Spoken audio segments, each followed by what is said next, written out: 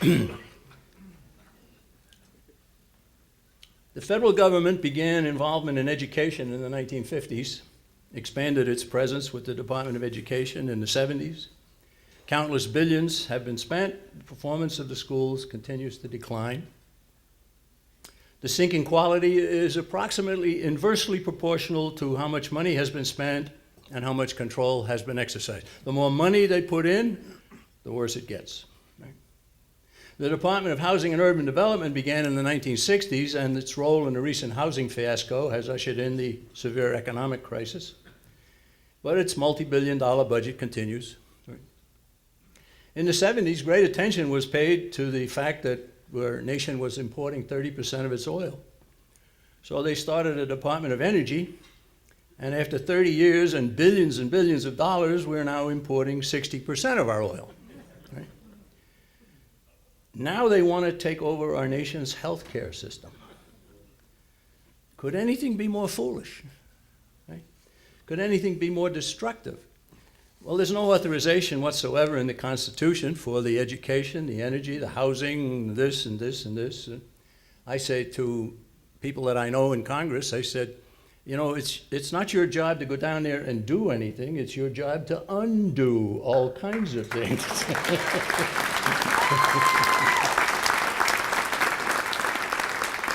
So how did we arrive at this point in our nation's history? This drift towards total government we've barely touched on is possible from only one of three causes. It's the result of the evolution of historical forces that no one can stop, or it's the consequence of bumbling fools who, though they try, continue to make mistakes. Or the third choice is it's the work of determined individuals who intend to destroy this nation and lead us into world government. Now, I think everybody in this room rejects the Marxian evolution of history explanation, and everybody also doesn't believe that our leaders are bumbling fools who pile mistake on mistake. Okay? So I think you'll probably agree with me that leaves us only with the third alternative, that the steady transformation of our free enterprise republic into totalitarian nightmare results from the work of some determined individuals. In other words, we believe America's decline and government's growth have been deliberately arranged. And there's a word that fits that. The word is conspiracy. And the way to combat a conspiracy is to expose it.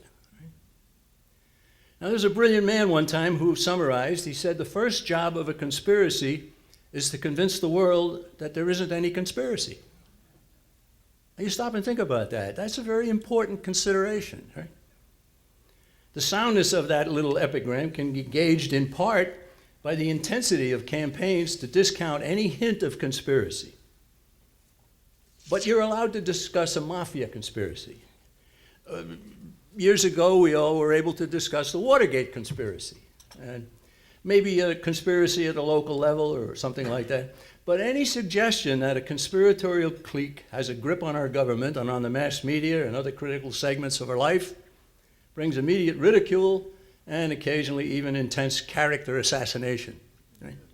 Conspirators and their defenders will go to great lengths to assure the world that the existence of their plot remains hidden. But what is a conspiracy? Let's define it. Very simple. 3 elements.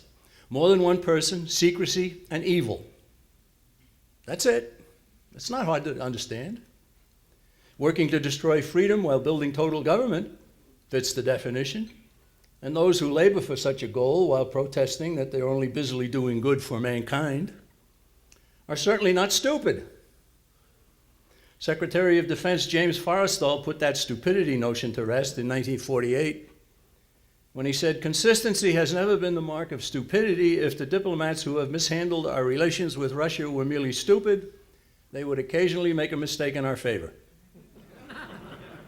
They didn't. Now, but while we maintain that a conspiracy exists, we do not want to create a wrong impression about how it works. And this is important.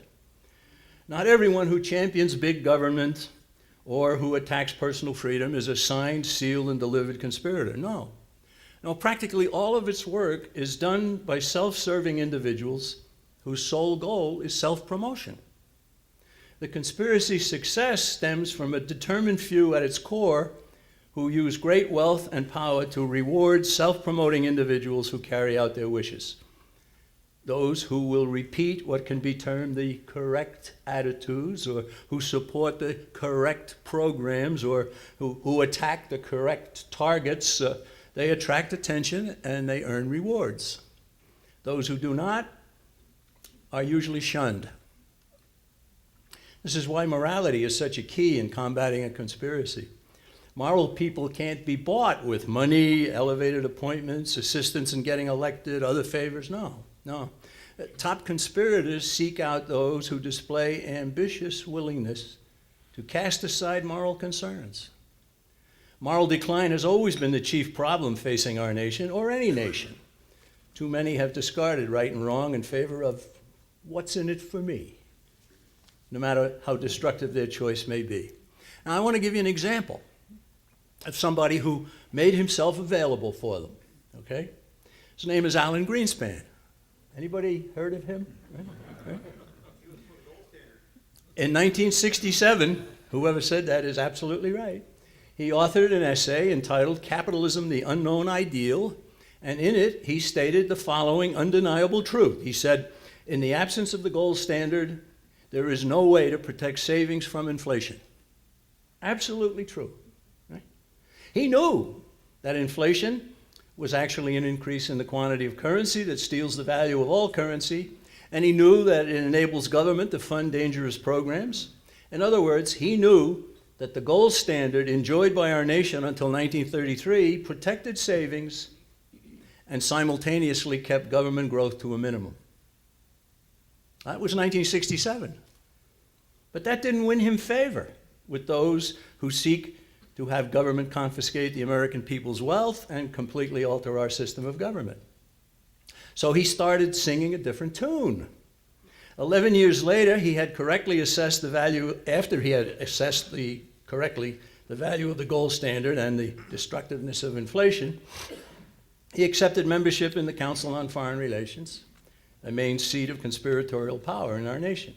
Before another decade had elapsed, he won a place in the conspiracy's higher echelons by being named chairman of the Federal Reserve. The Fed is the chief engine for creating inflation in our nation, and I think you all know that, right? So what do we want to do? End the Fed. End the Fed. End the Fed, right? But Greenspan had completely reversed his attitude, and he earned his reward. Now, there are many others in government and in the media and the foundations and the clergy and the academia, even in the military, who spread erroneous information and implement harmful policies in order to promote themselves. Right?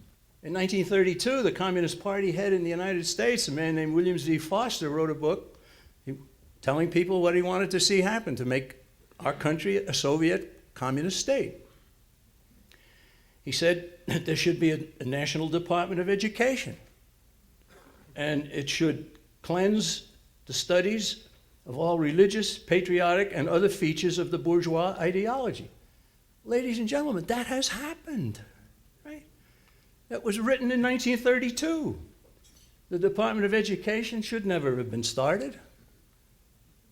Well, we move on. Yet the approval of the United Nations Charter in 1945, right? How many people know who wrote the UN Charter? There were two authors. Andrei Gromyko, an open communist from Russia, and Alger Hiss, a secret communist from this country. They were the authors of the UN Charter.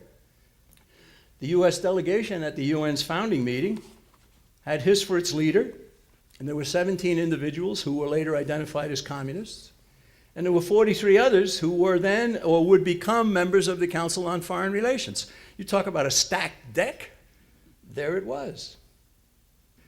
Well, finally, let's talk about just a minute about foreign aid. Right? It's always been given to governments, never to any hungry children or anybody else, no. Always given to governments. And yet, while the federal deficit for the first fiscal year that the Obama administration is in power has already been announced at $1.4 trillion, they have a foreign aid program. Now, I contend that if you go to a fourth grader and you say, if you're heavily in debt, should you give away money? The fourth grader would say, no, of course not. Do we need fourth graders in Congress to help our friend here? Who does the foreign aid go to? Well, over many years, it's been doled out to oil-rich OPEC nations and an assortment of primitive nations whose leaders delight in hurling insults at the United States. It's been provided to both sides in regional wars and to governments whose policies stymie progress sought by productive citizens. It all should be terminated. And the fact that it isn't is, to me, evidence of conspiracy. Well, I could go on. I could go on all night long. I really could, but I won't.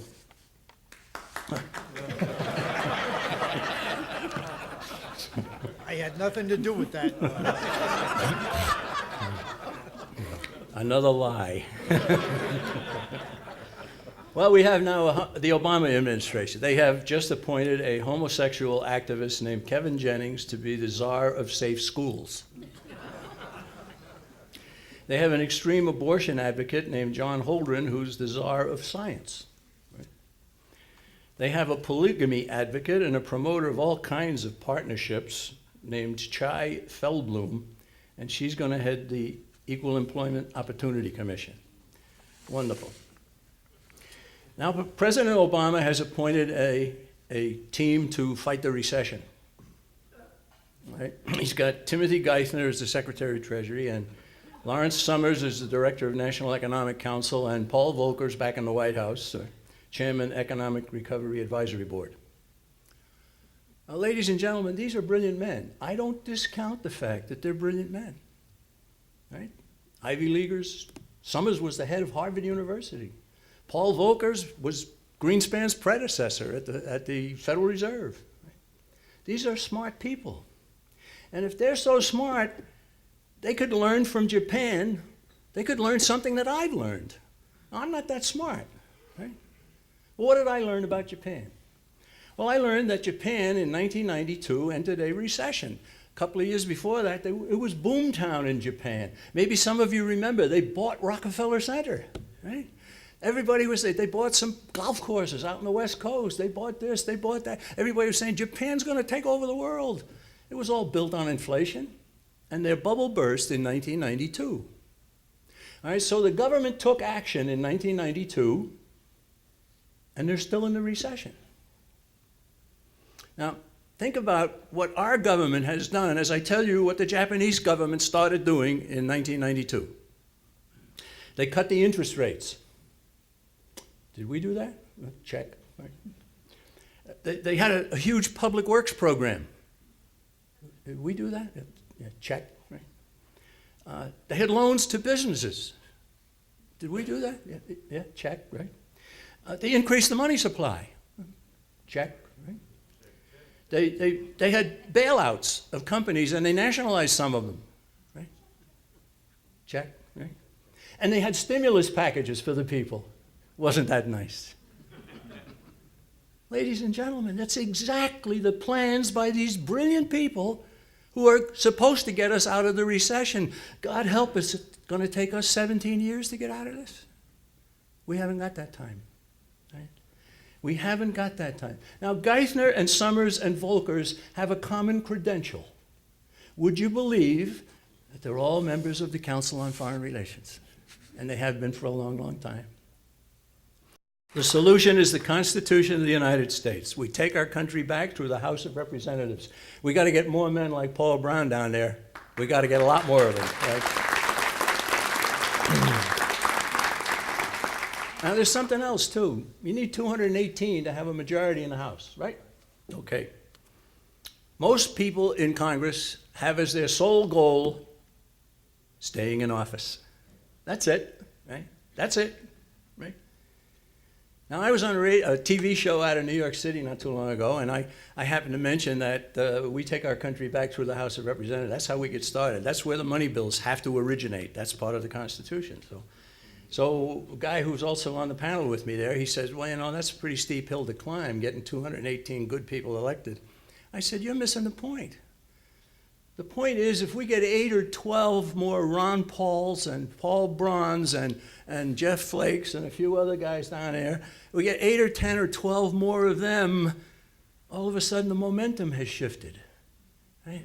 And a lot of people start, in Congress even, start saying to themselves, whoa, there's something happening here in this country. I better start listening to those people that write me those angry letters.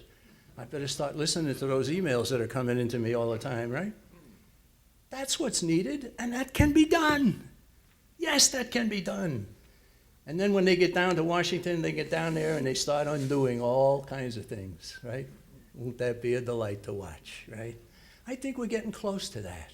I think we're getting close to that. But you know, we can't skip morality. John Adams once stated, "Our Constitution was made only for a moral and religious people. It is wholly inadequate to the government of any other." That's important, right? 2 minutes.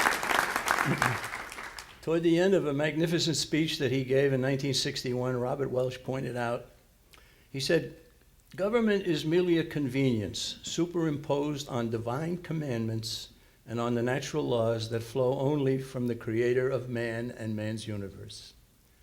That's beautiful, right? He gave us the John Birch Society. It's the answer because those who are undoing our country aren't stupid, they aren't ignorant. It's a conspiracy. And it will never be stopped without calling it just that. And so that's my message. Thank you very much.